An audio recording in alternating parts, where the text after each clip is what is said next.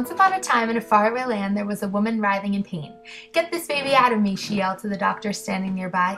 Quickly, they rushed to her side, and soon enough, a healthy baby girl was born. The brand new mother, the most beautiful woman in the land, Callista, couldn't have had a brighter smile. "Can I hold my princess?" she asked. The nurses wrapped the baby up, gasping when they saw her face. They handed her to her mother, who rocked her in her arms. "I'll call her Seraphina, my feisty, fiery little girl." She leaned down to plant a kiss on her forehead, but as soon as the blanket was uncovered, Callista shrieked. Her baby was hideous.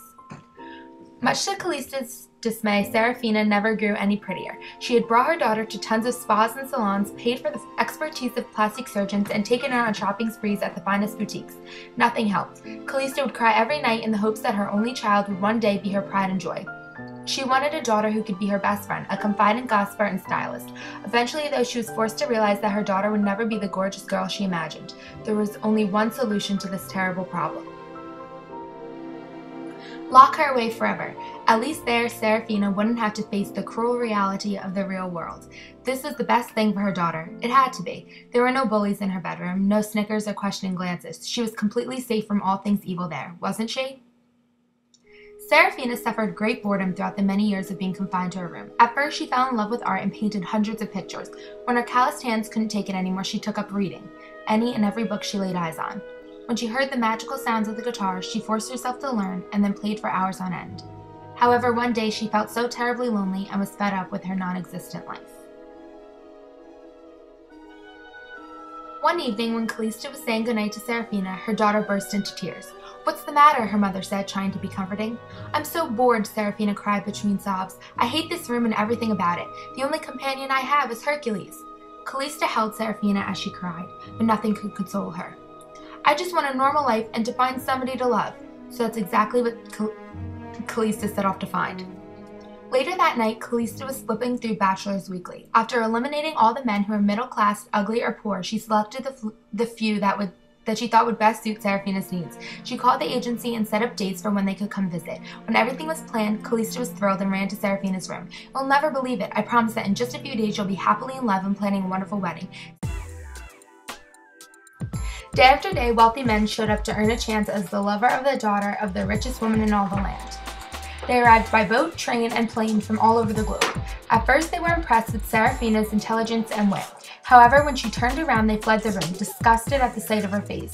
This completely crushed the little confidence Seraphina had within herself, and still her only friend was her little dog with a mighty bark, Hercules.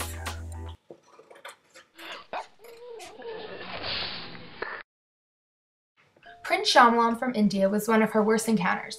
They began a lovely and charming conversation about what they each look for in a partner. "Somebody accepting, kind, and funny," Seraphina said, anxious. "I'm searching for a beautiful, intelligent, sophisticated woman," stated Shyamalan. Seraphina spun around. "Well then, I guess you'll never love me," she cried, banging her face as Prince Shyamalan ran from the mansion in disgust. After all of her awful meetings with the princess, Seraphina feels totally worn and broken inside. She spends hours laying face first on her bed, crying herself to pieces. She's in a depressing situation with an even more depressing life with nobody to help her. Once again, she's stuck alone in her bedroom with Hercules. She is desperate to find a way to become beautiful. Seraphina, trying to make herself feel better, vigorously began exercising.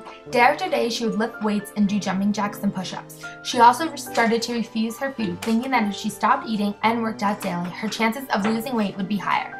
Seraphina so desperately wanted to feel accepted and confident. She started to believe she would do anything to find true love, even to the point of insanity. It was the mirror that was the downfall of Seraphina. She would scrutinize herself every day, picking out every flaw. Twisting and turning, she'd hope to find a certain angle where she felt comfortable within her own skin, but nothing was working.